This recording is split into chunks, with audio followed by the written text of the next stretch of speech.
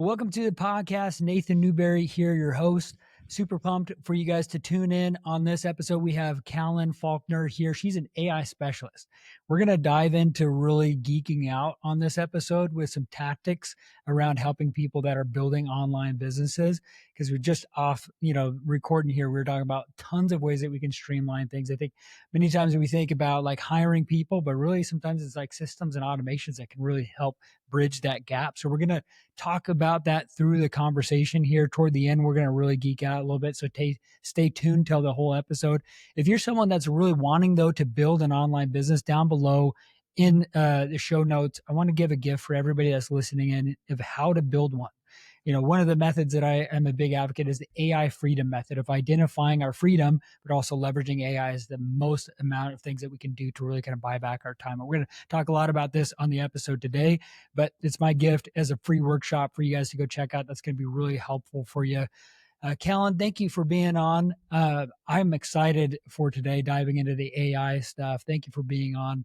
And I want to ask you one of the questions right off the bat here that everybody that I get to ask is, what is high performance? How do you live that out? What does that mean to you? Yeah. Well, I'm a big believer in we're getting woo-woo off the bat, but that's okay. We'll Sure. scale it back. I love one of my favorite books of all time is called U2 by Price Pritchett. And it's all about how to actually create a quantum leap. How do you create exponential results with minimal effort? And I think high performance in my world is a couple things. One, it's emotional regulation. If I can stay calm in the center of the storm, my business is going to function so well because I'm always making decisions from a place of facts, data, intuition, and not emotion.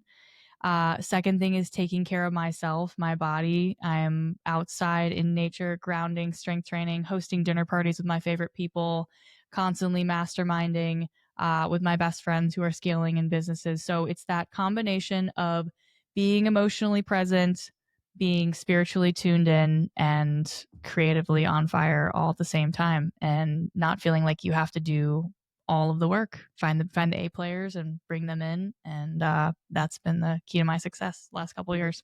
I love that. I'm gonna ask you more about that here shortly. Let's do it. I want to ask you this too, just like for people that just want to give like a bird's eye view of like what you do. Give them like your little plug, and then I'm gonna ask you some more origin stories too. But like, how do you serve people at a high level? Yeah. So 2 years ago, July 2023, I was in the middle of a divorce, and I was putting together an SOP. And it's absolutely my worst. Are you a visionary? Are you more of a? Yeah, I'm a big visionary guy. Okay. Yeah. Do you like putting together SOPs? Is that a? No, I hate it. Okay. Yeah. Cool. Yeah.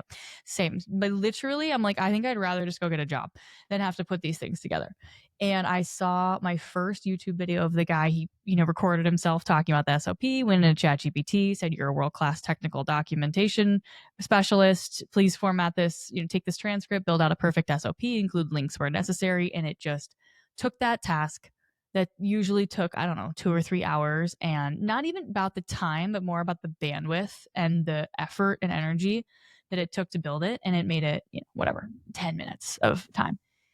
And it was just that massive. I've always, my whole life, my whole career, been obsessed with efficiency, leverage, even in my own home. Like the systems in my home, I have a house manager, I have just things have their place, things are organized, we have systems. And that was just the massive thing. Like this is infinite possibilities of leverage. And I know you feel the exact same.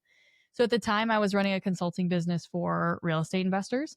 And I actually, a few months after that moment, I had went up to the Canadian Rockies. I was with Renee Warren and a bunch of other women. We did a breathwork session. I came out of it and I was like, I have to shut everything down and just go all in on the AI. I don't know what it looks like. I'm going to probably let my ex-business partner down. He's like, "What are you talking about? You're leaving this." I'm like, no, I don't know how to explain it. It's just an intuitive hit. I have to shut it down. And that was when my business now was born. It's called The Uncommon Business. And we are an AI education company. So we do AI education. I am just extremely powerful about, I think there's kind of the two buckets of AI. There's kind of the buckets of AI of like, I just call it like the technical side, like the stuff that the IT department owns, predictive analytics, machine learning, cool, amazing, cool AI stuff. Then the other side of it is how human beings interact with it and the skill set that humans need to understand. And I've learned it's just truly a communication skill set. And that's what we teach now is we teach small business owners, even enterprises now, how to make sure every single one of their human beings is using AI properly, not using it lazily, which we'll talk about.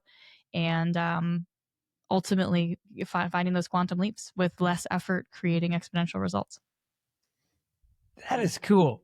I mean, I love it. I mean, the origin story, diving into how you help people, that is a unique one. And I like the fact that you're talking about uncommon business because it is kind of uncommon to have it. But nowadays, everybody's using AI. And if they're not, they're definitely being left behind. I think more and more people are adopting it, especially now that every tool is kind of adopting it in some fashion or form. Yeah. Is there still, with a lot of the industries that you found, a lot of reluctancy with it? Oh, dude, no one's using it. No. Like, sure, they log into ChatGPT, write me 5 social media posts. That's not using it. And that's what I've been on the phone with private equity owners, billionaires, thought leaders. I do private consulting with some major thought leaders, people that you and I both know. And the truth is that sure, that leader might be using it reactively when they're overwhelmed. They are accepting the first draft that comes back from ChatGPT, copying and pasting it and using it. They're shipping unreviewed work. They're prioritizing speed over quality. They're settling for surface level outputs. That's not using AI. And that's what most people are doing. And there's actually a few weeks ago, I was hiking in Aspen and I met this billionaire private equity owner. He owns 30 companies, many of which everyone knows on the call. And I showed, I went in there and he was like, oh yeah, I'm using this for my emails. And we ended up going through an exercise where I asked him what's keeping him up at night. And he needed to raise $40 million in 90 days for this company. And long story short, I took him through the prompting framework. We interviewed him, we excavated all the details, and it gave him a result that he'd never thought of before. He was like, holy crap. Like, if I had trained an intern how to do this with me, my intern could have literally presented me solutions to this. I'm like, 100%. 100%. He'd never seen that before. So I think it's actually being used more. I think our coaching consulting space is really bleeding edge. And I think what I have been realizing is when I'm talking about it, I have to go way back to the beginning because every single day I'll do a keynote and there are people always in the room that raise their hand. They've never logged in and they don't even know what it is. So we're lucky. We're the lucky ones that we are truly using it and using it the right way. And that's so interesting too, because the level of competency that we have right now with AI is only compounding every hour of every single day. And so it's just wild to think of, where we're at right now. It's like we're on the DOS computer and we're like, this is innovation. It's just like, we're going to be looking back like, oh my gosh. Oh my God. Oh my God. Oh yeah. We'll look back and be like, remember when we didn't have that agent we could train up and just tell them what to do? It's like, yeah, we don't yet, but but again, some of the people, if you really are using it properly, we're getting to some pretty cool stuff, but nothing near, oh my God, can you imagine 10 years from now? It's going to be insane. Well, let me ask you, I want to dive into, give me some practical steps of how can people use it now in a variety of areas to be able to benefit and streamline their life? And then I want to ask you specifically around how to build the coaching business and some practical elements around that. But I think if we can wrap our head around, hey, this is how we should be thinking about buying back our time. This is how we should use it on a day-to-day basis. How would you explain or give some different pointers and things there? Yeah, I love that you went this direction because a lot of times people will hear me talk or they'll start thinking about AI and they're like, it's so overwhelming. Then it's like, I don't even want to do it because it just feels so overwhelming. So I always say the best way to become an AI architect is just to start using it in your day-to-day life. So let's talk about just some things in no particular order. Number one, if you are in a relationship with another human being, you should be using this. So that can be a sister, a brother, a spouse. Obviously, in a romantic relationship, it is so powerful. But I want to give an example of bad usage and then the correct way to use it. So let's talk about a relationship with a spouse. So let's say you're in conflict with your partner And let's just say it's a silly example. Like your partner, you guys want to get a new couch, but your partner is a little bit more money conscious. And they're like, I don't want to get, no, that L-shaped one is way too expensive. And then, you want the L-shaped one because you want all your friends to be able to sit on the couch. So this was an example that one of my friends had. So we went through AI with this. The bad way of using it would be going in and saying, oh my gosh, he is such an a-hole. I can't believe he's being so money scarce again. What should I say to him? AI is a mirror.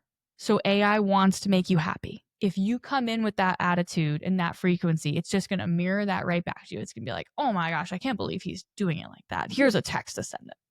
Versus, and this is why emotional regulation is so powerful and doing the work is so powerful, because when you come into AI, if that is happening, what I would recommend saying, and this is just the better way of handling it in general, is here's the situation. I want you to take a neutral approach on this, and I want you to actually act as Dr. John Gottman, who is one of the leading researchers in marriage. He studied over 70,000 couples, and he can predict divorce with like 90% accuracy. And I want you to help me through the situation. The first thing I want you to do is, I want you to interview me about the situation so that you have all the details. And then I want you to walk through a script of helping me through the situation with making sure that my spouse feels loved the entire time. Maybe he walks you through things. And then maybe the next question is, okay, let's pause here. I want you to actually put me in his shoes and help me understand exactly what he's feeling and thinking so that I can have more empathy for him. I say this example because when we do the latter, the experience in AI is so powerful. We can get into someone else's shoes and we can understand what they're thinking and we can prepare for deep conversations in the right way. But the reason why a lot of people aren't getting that is because they don't actually ask the right questions or set it up properly. So that's a relationship example. Have you used it at all in any of your life relationships? I haven't had it ask me questions. That's unique. I mean, I do it with everything, with my health and relationships in some aspect, or situations, or hiring or firing, or all those things above. So there's two things about that I think, two things that are really important to pot tips. One, when AI, if you tell ChatGPT, hey, I'm walking in to fire somebody, help me with the script, and you just say that, it's immediately its number one source of information right now. And it's acting as a Google, right? It's acting as a search engine, is Wikipedia. So it's going to go to like a Wikipedia-like source or something high up on the algorithm to learn about firing. In my opinion, when I fire somebody, that is not the framework that I'm using. I'm using a framework. Typically, when I'm having conversations with other human beings, I follow Kim Scott. She wrote a book called Radical Candor, phenomenal communication specialist, and I follow her principles. So when I'm in ChatGPT, I tell it to be Kim Scott, the author of Radical Candor, and help me through the situation. You are going to get a completely different experience. The second thing is, this is extremely important when you go into prompt. The first thing is, please ask clarifying questions, because AI is trained for a multitude of reasons. One, it just wants to make you happy. Two, just because of the way it's trained, it's not gonna be like, wow, I have 100 questions for you right now, and I could give you a better result if I knew all these details. It's just gonna go and give you a result. So it's really important that you say, do you really have all of the information that you need from me? Is there any other information that you could request from me that would give you a better response to this? Interesting. What's the typical layout or prompt? I mean, you have an identity around what you're doing. A role. Yep. A role. You are. Yeah, I really like to say you are. And when we say you are, and if you don't know, so let's give another life example. Let's say you are really overwhelmed and you have so much on your mind. Our brain is not meant to hold information, but we hold it every day. It's meant to process things through. So when I'm on my drive or my morning walk, I'll pull up chat, I'll pop on the voice, and let's say I want to build a plan for the day. If you don't know who it should be, the first thing I would ask is, are there any thought leaders out there that do really well with helping turn chaos into clarity and help me build a daily schedule? I feel so overwhelmed right now. I have all these things to do both in my personal life and my professional life. Can you give me 3 thought leaders and why you think they'd be a good fit for me to talk to this morning? It's going to go through. It's going to give you a couple. I love Cal Newport. He wrote a book called Deep Work. I follow his time blocking principles. You find someone that fits with you. So then now your role is you are Cal Newport, productivity specialist. The second part of the prompt is the context. So I teach my clients to speak in a stream of consciousness. I think a lot of us have Google brain where we're like, I have these things to do. And you just kind of type out a bunch of things you have to do. First of all, typing, no go. Like use the voice activation tool and speak into it. If you're not a big speaker, I get it. But for those of us that are verbal, and a lot of us coaches, consultants, like speaking it out is so much more powerful. So that context is just ramble. What is on your mind? Everything from start to finish. Car wash, I gotta get my nails done. There's a mice getting in the basement, like whatever it is, ramble it out. That's the context, the third part. So it's 4 parts: role, context, and then it's the request. Then it's, what do you actually want Cal Newport to do? Do you want him just to listen to you and give you empathy? Do you want him to build you a daily schedule? Do you want him? And I usually will tell him, I'm overwhelmed. I need a schedule for the day. And then I need a whole list of radar tasks for my life, radar tasks for my business. And then because I've trained ChatGPT to know that my house manager is Shelly, my assistant is Woward, Kinsey is our integrator, Carter's our AI specialist. It knows who all these people are. So then I will delegate. I'll say, okay, now write messages to my team to delegate this to Shelly, this to Woward, this to Carter with all the background information, and it'll give me all give me the messages. And then the final 4th part is, please ask clarifying questions. So before you do all that, what other information do you need to make this the best response that you possibly could? I like that. Now, do you upload a business context file before that, or do you use ChatGPT because it has a memory function? Mm-hmm. What do you do to have it recall some things about you? I personally am working inside of custom GPTs or Claude projects. That's typically where I'm operating. For most people, you could load that into the memory 100%. So ChatGPT has like an overall memory. Every time you log in to ChatGPT, there's a memory. My memory right now is full, of course. But I recommend to my clients, and we kind of go through this process of every quarter, it's important to update your overall ChatGPT memory. And I'm a big fan of Joe Dispenza and quantum goal setting and all that. So even updating ChatGPT on like, where are you headed? What is the future version of yourself? What are the things that you're battling right now mentally, so that it kind of knows your tendencies and your tracks. And then inside of the custom GPTs, are you familiar with custom GPTs? Have you guys talked about that on the podcast? I haven't talked about it, but I mean, I use it. Okay. So let me explain to people what it is. So when we log into ChatGPT is a large language model. We're just going to use ChatGPT as it's kind of like the Google right now is the first one. It doesn't mean it's the best one. There are many other large language models. I'm using Claude. It's CLAUDE.ai. If I'm writing any content, I am writing it inside of Claude. I do not use ChatGPT for content. If you look at the large language model scale of the best, Claude outranks everyone in content creation. It's just much more human and much more authentic. Perplexity is amazing for research. So a lot of my clients that are in the medical field, chiros, functional practitioners, doctors, physical therapists, when they're building marketing materials and they need to source it properly, we're using Perplexity to grab those sources. I actually have been loving Grok. So Grok is a large language model built by Elon. It has a back at Twitter, is on its back end. I love it for consumer sentiment. What are people talking about right now on X? How do people think about X, Y? I did a keynote for some chiropractors, a bunch of chiropractors a few months ago. And I went on Reddit. I asked Grok to compile all of the consumer sentiment about why they ended their chiropractic care plan on Reddit threads. And it built all the reasons why people ended their chiro plans. And then I used that to build my keynote of how AI could have prevented those things from happening.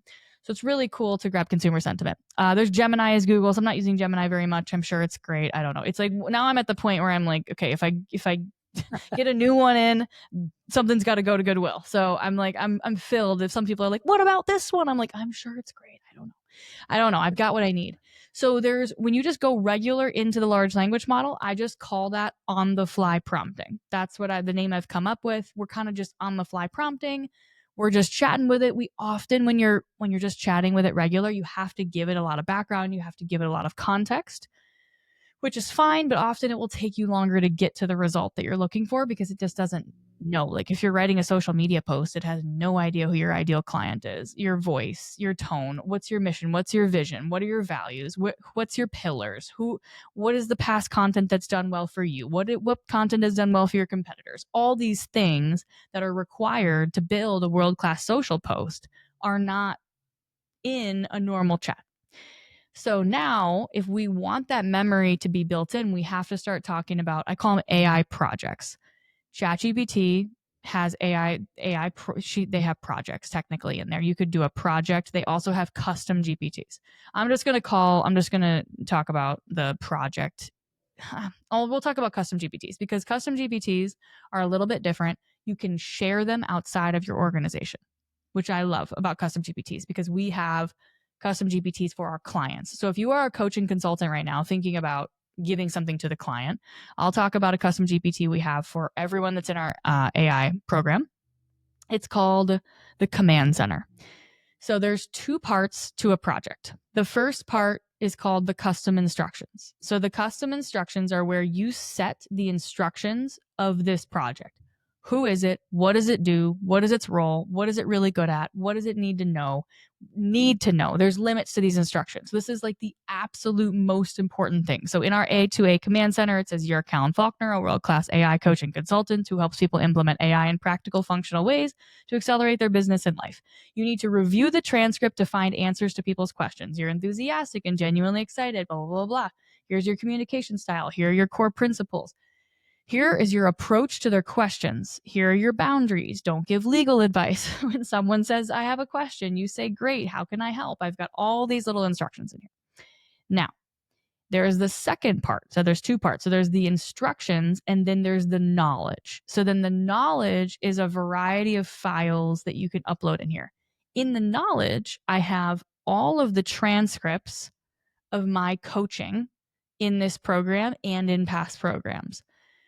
And I also have all of the links they would ever need. So if they're like, where's the prompt library and where is where's this and where's that? That is all of it. They can literally ask it and it has it because it's uploaded in the knowledge base. So if they just went into ChatGPT General and they were like, what would Callan think about building out a proposal generator for my company?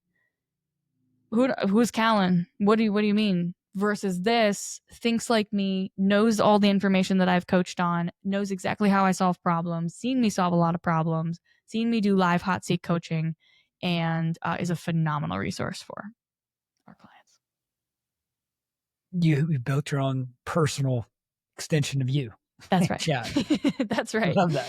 Yeah, 100%. Totally. I think that's the thing about, where we're headed is, to handle, I've got about 500 people in our program right now, and to handle that amount of people, I mean, we look at the numbers on this right now, and it's had 500 chats in the last 2 weeks. So that could have been 500 messages internally that a human being would have had to respond to, or I've given them this source, to be able to get answers from, and it's just cutting way back on effort. Now we're able to ChatGPT. That's specifically what you created for that one. I created it in ChatGPT because Claude has Claude projects. It's the exact same concept. You have instructions and knowledge, but you cannot share a Claude project outside of the organization. Yeah. So I could not share that with my clients. The next level for us is we're going to put a skin on top of it. They have to log in, get access. And then if I did that, then I could technically make the back end a Claude project. But, it's custom development. I'm like, I don't have time for that. Here you go. Let me ask you this for coaches and consultants with that specific line of industry, there's some things that people are missing. Like they got all sorts of things. I mean, I bucket, the skill set that a CEO needs to constantly have is they need to know how to market themselves. They need to know how to do the sales. They need to know how to do the fulfillment, and they need to know how to lead people or set up automations or systems and manage people. And those are the things: leadership, fulfillment, sales, marketing. But I want to get your take on the coaching industry specifically. What can AI do to replicate people, systems, automations? What are people not using and what should they be using to really kind of take their thing to the next level? Yeah. So I think I'm going to probably have a unique response. I think if you asked the classic AI guy on YouTube the answer to this question, he would tell you that you can recreate your avatar and that avatar can coach as you and it can be your voice. And honestly, what I say to that is I think you could, in like a very low ticket program, maybe you could have your avatar doing the coaching, but it is, man, it's emotionless. Like it is people don't already like being talked at, let alone being talked at for hours by a freaking avatar. Like, give me a break. Yeah. So I'm a no-go on that so far. It's not my authentic. I'm very goofy when I'm coaching. I'm constantly like making jokes, making it fun. I am not able to recreate that element yet. And I don't even know if I ever will. I think there's an element of the human to human experience. Yeah.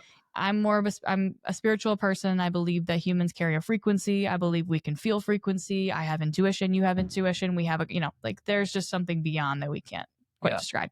Now I'll talk about how I'm using it internally for preparing for coaching. So there's a couple things. One, every single time that I build curriculum, I'm loading it into a Claude project and I am teaching it how to build curriculum like me and think like me. I loaded in all my frameworks so that when I have a new story, have a new client breakthrough, build something internally, and when we're preparing for curriculum, I literally go into my curriculum builder like I just did this because tomorrow or on Wednesday, we're doing a brand new training on operations and using AI for operations and process development.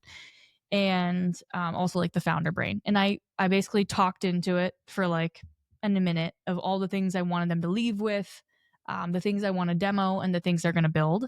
And it built out 70% there curriculum based on all my past curriculums. So I think curriculum development, framework development. The third thing is coaches, consultants. I would be mic'd up all the time, but even doing podcasts like this, I mean, it's such an advantage to be doing keynotes, doing podcasts, because I'm like talking right now and I'm probably going to come up with things as I'm saying. They're like, oh, that was pretty good. I have a database of every transcript of me doing any podcast or any training. So at a split second, I can pull out what would Callan think about, like what is her framework on deciding whether I should build a prompt or I should build a project. That's a framework. That's a piece. So my team is now prepping the curriculum based on what I've already said and how I think. They're running it through curriculum. And when I log in for week 5 of my training, it's already prepped and ready. And they're presenting to me what I think we should be talking about. I do a lot of boot camps. We do free master classes, everything there. So I'm rolling in like all of our surveys, all of our client stories, everything. We interview our clients after, we take those transcripts, we build those into case studies. Those are all going throughout our marketing pages. I could go on and on. We can talk about our funnel, but I think the thing for a coach consultant is to get to like $500,000, I had to be the doer. I had to be the salesperson. I was the marketing person. I was prepping the launch, planning the launch. I was doing delivery. I was making sure onboarding, and then literally at that mark, I started bringing in A players to help me. And now I literally like don't do anything. I show up to train. Like that's my job. My job is to show up to train, be the real visionary, like go walk in the woods and figure out what source is telling me to do in the business. Do keynotes, do make relationships, and my team does. I mean, I have my director of growth did the entire launch. I didn't even look at the sales page. I didn't even look at the marketing emails because we already built a cloud project that talks like me, has my voice. So it's like I already know. Like you don't even have to show it to me. So what does your team look like now? So I have a director of growth. Her name is Kinsey. She's one of my best friends. She was running a business before, and I brought her on. She runs all marketing, and she also runs finance. So she's kind of doubles up there. That's a unique role to have Mhm. marketing and finance at the same time.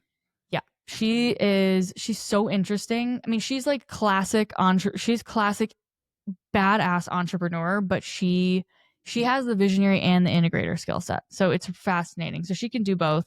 She really is a marketer at heart, but she also loves numbers and data. So she's kind of just filling marketing seat. I'm like, with AI and our really amazing bookkeeper and our tax strategy person, I'm like, we don't need anyone else. It's not very complicated what we're doing. But she loves to see it because it really helps her numbers, and she also loves people. So she's really interesting. She's a unicorn. I've got Carter. So Carter is director of innovation and I would say kind of customer engagement curriculum too. So he's AI freak. He like the solutions that he is building. I'm like, he is pushing edge, like constantly pushing edge, and he loves it. So that was really exhausting for me, like always trying to know the next best thing, and he is just obsessed. And then I have, we're bringing on a marketing admin person that's just going to take over all marketing content creation. And she's also going to be the face of our community. And then I have 3 virtual assistants internally. And then talk about your schedule. When do you create content? Do you batch it? How do you come up with it? Yeah. So our flow is it's actually a really fun flow.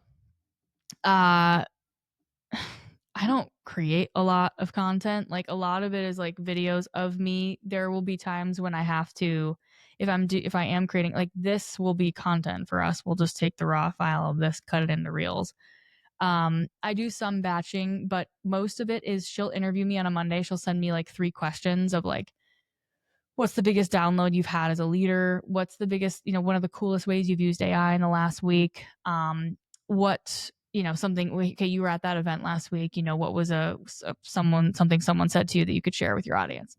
I will voice note her back the answers to those questions. She takes that transcript, puts it into our Claude project it's our copywriter, our brand. It's called a brand guardian. So it protects our brand, talks like us, thinks like us. And it will build out 3 post ideas, real ideas based on the answers to my questions. She takes that, puts it in a Notion of the reel overlay and then the caption that she came up with. And then that goes into needs review. And then I get pinged. And then I go in, I review it, do final edit. And then once I say go, she posts it. So we're just constantly flowing through that cycle. But this podcast that I'm doing with you will probably be 2 or 3 pieces of content out of here, minimum, maybe 4, depending on how many stories I tell. So she'll grab the transcripts of every podcast and she'll feed it in and ask for ideas on content. How are you getting clients right now? Okay. So, I have to keep this in mind because I think everyone has a different style depending on what their design is. But my human design is a 2-4, which means 4 is like my network is extremely important. So we just did our spring launch of Automate to Accelerate, our 10-week AI training program. 25% of our revenue came from our brand partners. So I had about 8 brand partners that we paid commissions to send emails about our program. We drove everyone to our low ticket bootcamp or our free masterclass. That's what they drove everyone into. We did not drive them into the high ticket program. Everyone got drove. We did a 3-part bootcamp. It was $47 and it was bad. I literally it was probably worth like $4,000. I way over delivered on it. So everyone was like, oh my God, what in the hell is going on here? And then I ended it with a free masterclass that went for 4 hours, and 25% of the revenue came from brand partners. 25% of our revenue came from ads. So our ads drove, our ROI was insane, but we drove everyone into the boot camp. And then the other 50% was all organic. So social, all year long, we are constantly, ManyChat, tons of free resources. I'm constantly mixing up our free resources. It's never the same thing. I think there's a combination of like, this is a great topic right now. And then I think it's also just the authenticity. Like we're not the classic, hey, here's a marketing prompt. It's like my giveaways are like 10x is easier than 2x custom GPT where you can build your 10x goals. Like I'm trying to bring my authentic voice. into it. But we do lead gen all year long. Like we're in the middle of our delivery for Automate to Accelerate, but in 10 days we're doing our quantum sales workshop where we're generating a ton of leads. I'm not really pitching anything. It's just pure lead generation, pure value. And so we're just constantly trying to drive leads in. And then I do a lot of keynotes. I coach master classes, and then I get on podcasts. That's cool. How many speaking engagements do you feel like you do a year? Like 6. Like not Yeah. crazy. I would say I'm in Minneapolis, so it's easier. I don't even count those. Like I'll do little workshops and things. Now that we're doing enterprise stuff, I'll probably do more things here in Minneapolis because it's just a big hub for those businesses here. But yeah, I would say 6 to 8 on a regular. Talk about your tech stack too. I mean, you got humans in your business, but I mean, running AI, there's the need for systems, automations, and other tech that can help you. What are you leveraging and using now? 100%. Notion is the hub of everything. So that's all tasks, all projects. We run EOS internally. Have you talked about EOS on here a little bit? I haven't talked about it, but I think people hopefully will understand. Kind of know it. It's called Entrepreneurial Operating System. There's a book called Traction by Gino Wickman, if you guys haven't heard of it. So we run that, and that's where we manage every rock. Every quarter we sit down, we set our rocks. So those are all in there. Tasks are all in there. All of our notes, literally everything from my life and planning and goals and finance and wealth is all inside of Notion. So that's like our main hub. Big Zapier, Make.com, N8N, of course. Those are kind of the automation platforms. Zapier and Make.com are pretty similar. N8N is a little bit more advanced from an automations perspective. We use Go High Level as our CRM. And the reason why we use Go High Level is we don't have a sales team right now. If I had a sales team, I would not use Go High Level because it's absolutely terrible for pipeline management and actual sales. But from a marketing automation perspective, it's very badass. And that works extremely well. So all of our landing pages, sales pages, forms are all on Go High Level. And then ManyChat drives leads in from Instagram. And yeah, I mean, seriously, like in Slack internal communication. I think that's our next step. Right now, we're using Thinkific as our platform, client-facing platform. It's up for discussion. We use a Slack channel and Thinkific kind of as our Slack is where we communicate with our clients. Thinkific's where the video hub is and all the resources. I'd like to probably move over to like a Circle so it's all in one place, but the analytics in Circle they're getting better. I think Circle is just eventually progressing, but it would be nice to have kind of all of that communication and videos in one spot. I love the connections that you have with everything. What do you think that a coach right now, if they're trying to market their business to get more leads and revenue, what would be the best approach that they should approach to really kind of get more leads and revenue? Let's do a very specific example. What are they coaching on? What do they do? I'm just meaning in general because I serve a lot of different coaches and clients. I know. Let's just make one up. Let's say they do. Let's just say they help other coaches scale. They're a coach for coaches. Okay. I think that ads can work, but the offer has to be really, really good. Like, I think one of the biggest things I'm seeing right now with ads is they're driving them to such a low ticket, low value experience. And I think I very much believe in over delivering. I believe in abundance. And if give away I just believe in giving away, like give them the goods because if you're going to run an ad, you have to blow their mind. And if you don't blow their mind, there's no way they're going to get into your program. Are most of your clients selling high ticket things? Mm-hmm. Okay. I think brand partners can absolutely work. If you can pay someone well, and I know a lot of big time coaches are paying people all the way up to 50% to like 50% splits on driving leads into their low ticket programs or even into their regular programs. So if you can find, this is the thing too. The reason why I have so many brand partners is I'm paying big money to be in masterminds, to be around very successful individuals. I am getting in the rooms. I am traveling. I travel. Last year, I probably did 6 to 8 trips for masterminds just to be in rooms, meet people, experience people. I mean, it's how I met Renee, how Renee Warren. I know she was on the podcast. We just literally were like, we're soul sisters, met at a mastermind. We actually, she was a cold DM. I just sent a cold DM to her. I was like, I don't know if you could come in and like coach me and my friends for a day.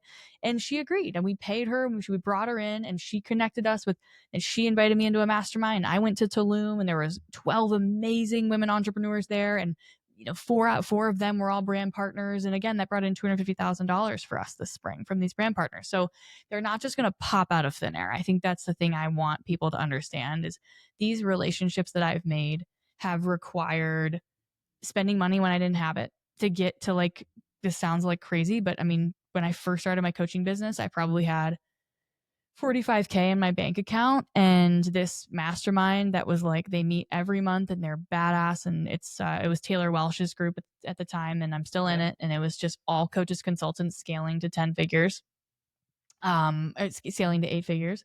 I wired him 20K. Like I was like, I'm doing it. I'm doing it. I know I need to get in the room. So honestly, like, get in the room. And then what I did is I just gave away value for free. I like just started coaching them. I'm like, here's this, here's that. Nope, don't do it like that. Let me show you this prompt. Let me show you this prompt. And people were like, holy, like, whoa, you know what you're talking about. I'm like, yeah. Oh yeah. I think a lot of coaches, consultants are like, well, if you're not a client of mine, I'm not going to serve you. I'm like, Right.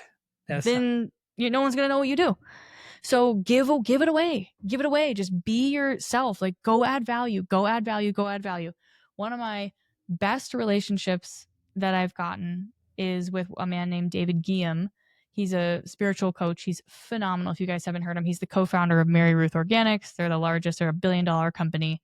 And he's a spiritual coach. He posts online. I listened to his podcast on Lewis Howes, and I was like, oh my God, you are freaking amazing. Like, everything he said, I'm like, these guys haven't listened to that podcast. It's sensational. I listened to it twice. I just sent him a DM on Instagram. I was like, look, if you need anything, it's the least I can do. I got so much value from that podcast. I don't even know. I'm like, I'm shocked. I'm like, if you need help, if you want like me to whip up a custom GPT for you or something, like, let me know. He sent back, he's like, Callan, I get 100 messages a day. I don't know why I'm responding to you. I don't know, but like, let's get on a call. We got on a call. Long story short, fast forward 6 months. I'm going out to LA every quarter. I'm a part of his leadership team. I built 2 custom GPTs for free. No expectation of any response. He flew me and all my friends out to his seminar in New York. And it's like what he said. He's like, you just gave value without expecting anything. And I truly didn't. I was like, this is just fun. This is fun. So make it fun. Like, who can you add value to? Just start to build that momentum of net. It's like every time you add value and you don't get that compensation, you're invoicing the creator. So David says all the time, you're invoicing the creator. It's just going to come back tenfold. Every time you give money and you're like, I don't know exactly where that's going, but they really need it right now, it's going to come back tenfold.